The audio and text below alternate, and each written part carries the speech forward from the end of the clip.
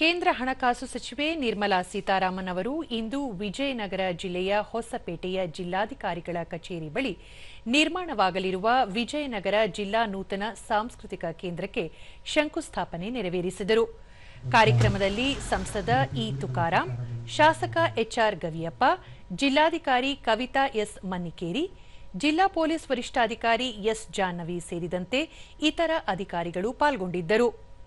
ನಂತರ ರಂಗಮಂದಿರದ ಪ್ರಧಾನ ವಾಸ್ತುಶಿಲ್ಪ ವಿನ್ಯಾಸಕಾರ ಮಂದಿರದ ಕುರಿತು ಮಾಹಿತಿ ನೀಡಿದರು.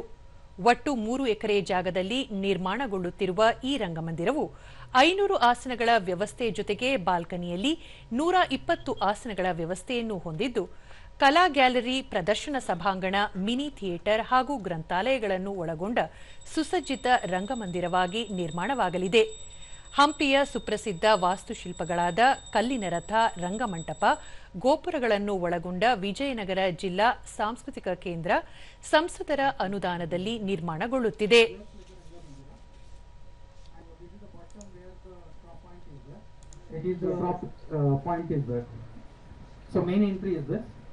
And whatever we have got inspired is the architecture of 14th century which we are using here.